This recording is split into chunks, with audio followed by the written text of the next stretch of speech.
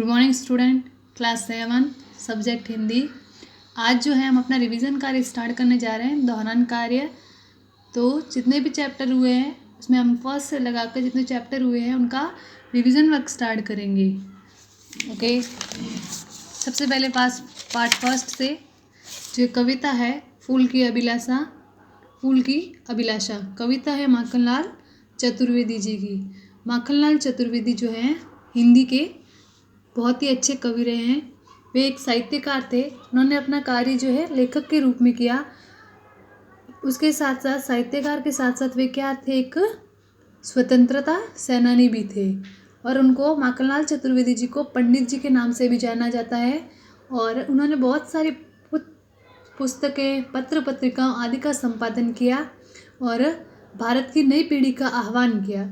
नई पीढ़ी का आह्वान का मतलब है देश के प्रति अपना जो कर्तव्य है उसे निष्ठा से निभाने के लिए उनका आह्वान किया और अपनी पत्र पत्रिकाओं के माध्यम से नई पीढ़ी को आह्वान किया और उन्हें जो है उनमें देशभक्ति की भावना को जगाया। उनकी रचनाएं बहुत सी है, उनमें से कुछ जैसे कि हिम तरंगिनी, फूल की अभिलाषा आदि ऐसे बहुत सी कविताएं हैं। उसमें से आपकी एक है इस पार्ट में दी हुई है, फूल की अभिलाषा। ये कविता है। इस कविता में देखिएगा कि देशभक्ति की भावना से परिपूर्ण इस कविता में कवि ने एक पुष्प की इच्छा को मानविक रूप में दिखाया है, जो केवल अपने देश के लिए रक्षा के लिए जाने वाले सिपाहियों के पैरों तले कुचल जाने की इच्छा रखता है। वह अपना जीवन मातृभूमि के लिए न्यौछावर करने को तैयार है। ठीक है। इस कविता में फूल की अभिलाषा, अभिलाषा का अर्थ होता है इच्छा या चाह।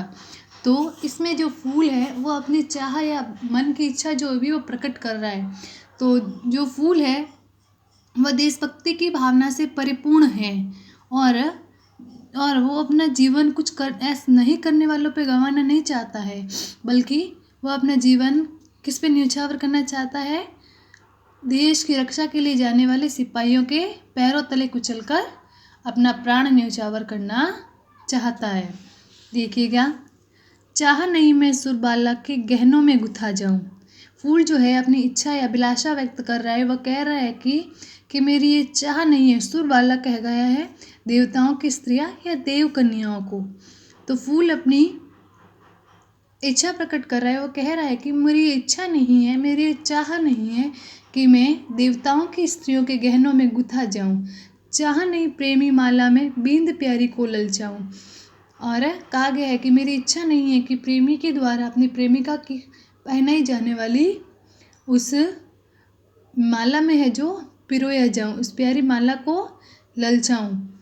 तो चाह नहीं मैं सुरबाला के गहनों में गुथा जाऊं। पुष्प कह रहा है कि मेरी इच्छा नहीं है कि मैं देव कन्या और देव स्त्रियों के गहनों में गहना बनूं और उनके गले का हार बनूं। चाह नहीं प्रेमी माला में बींद प्यारी को ललचाऊं। और मेरी ये इच्छा नहीं है कि मैं जो है अपनी प्रेमिका के द्वारा प्रेमी के द्वारा अपनी प्रेमिका को पहनाई जाने वाली माला में भी पिरोया जाऊं। चाह नहीं सम्राटों के शव पर हे हरि डाला जाऊं। चाह नहीं देवों के सिर पर चढ़ू भाग्य पर इठलाऊं। पुष्प कह रहा है कि मेरी इच्छा नहीं है। सम्राट का अर्थ होता है राजा, बड़े बड़े महाराजा। शव का मतलब होता है मृत्यु। जब राजा महाराजाओं की या महान बड़े लोगों की मृत्यु होती है तो उन पे पुष्पमाला डाली जाती है। आजकल सभी के शवों पे जो है पुष्पमाला डालने का प्रचलन है। तो कह रहा है वो, हे ईश्वर, मेरी ये भी इच्छा नहीं है कि मैं बड़े बड़े राजा महाराजाओं की मृत्यु के ऊपर डाला जाने वाला हार बनूं। चाह नहीं देवों के सिर पर चढ़ू भाग्य पर इठलाऊं। बहुत ही सुंदर वर्णन किया गया है यहाँ पे कि मेरी ये इच्छा नहीं है कि मैं देवों के सिर पर यानी देवताओं को अर्पित किया जाने वाला फूल बनूं और अपने भाग्य पर अहंकार करूं कि मैं फूल, मेरा ये भाग्य है कि मैं देवों के सिर पर चढ़ा जा रहा हूं। तो मेरी ये भी इच्छा नहीं है कि मैं देवों के सिर पर चढ़ूं, उन पर अर्पित किया जाने वाला फूल। ये कह रहा है कि मेरी इच्छा नहीं है कि मैं देवों के सिर पर चढ़ा जाना अपना जो है भाग्य समझूं और उस पर अहंकार करूं। फिर आगे, मुझे तोड़ लेना वनमाली, उस पथ पर देना तुम फेंक, मातृभूमि पर शीश चढ़ाने जिस पथ पर जावे वीर अनेक। अंत में वह वनमाली से क्या कह रहा है कि हे वनमाली, तू मुझे फूल को तोड़ लेना और उस पथ पर, उस रास्ते पर फेंक देना जिस रास्ते पर अपने देश की रक्षा करने वाले नौजवान जो है अपने भारत माँ की, अपने देश की रक्षा करने के लिए अनेकों वीर जो है जिस पथ पर जा रहे हैं, उस पथ पर तुम मुझे फेंक देना, ताकि मैं उनके पैरों के तले कुचला जाऊं और अपने देश के काम आ सकूं। जो पुष्प जो है इस कविता के माध्यम से क्या कह रहा है?